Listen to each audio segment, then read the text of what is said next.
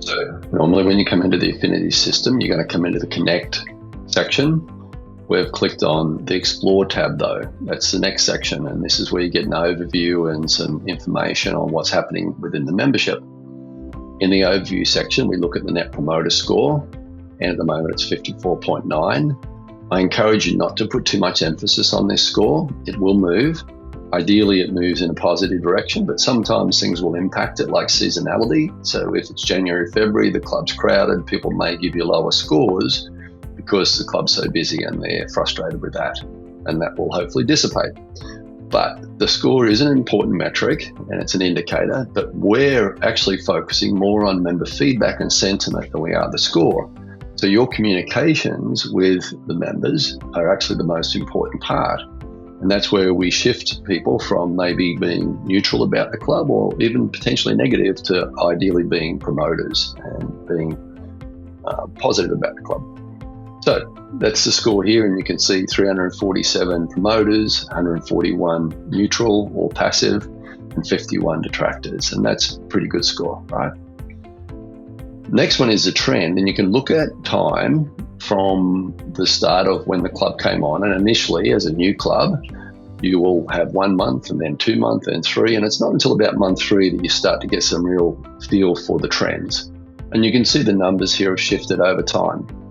Now, once you get to repeats of the months, so September to September, you can look at seasonality and see last September it was a really good score, 71.2.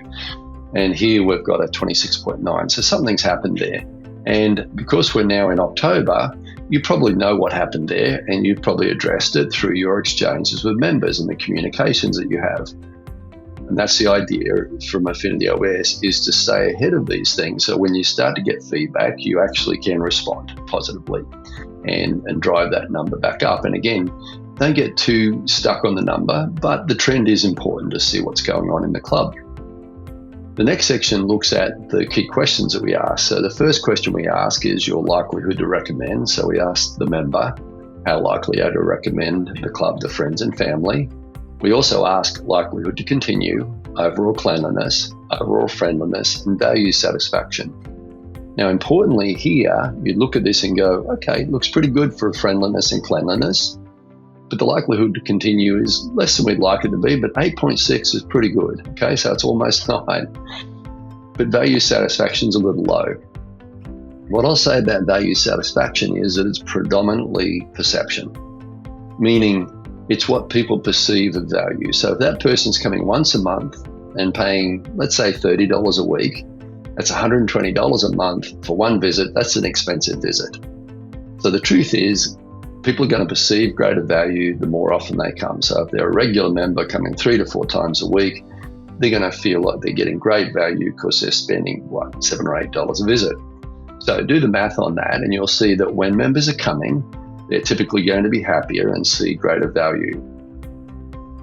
The next one is the alerts panel, and it tells you what's in process. So you can see there's 3 new alerts in the system. There's 7 alerts in progress. There's 0 overdue and 10 total. And the last section is the most valued amenity.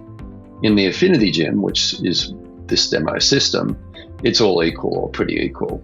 In your case, it probably will be bigger in certain sections. For example, group exercise might be a big thing, or Pilates Reformer, or whatever it is that you are particularly known for may be a bigger section. This is useful to look at what are people noting to be their most preferred amenity. And sometimes it's some unusual things like childcare, for example. But this is an overview of your scores over time. And as I said, in the first month or 2, it's not going to have a lot of relevance. We don't have enough numbers in here to really see what trends are actually happening. But over time, that will improve.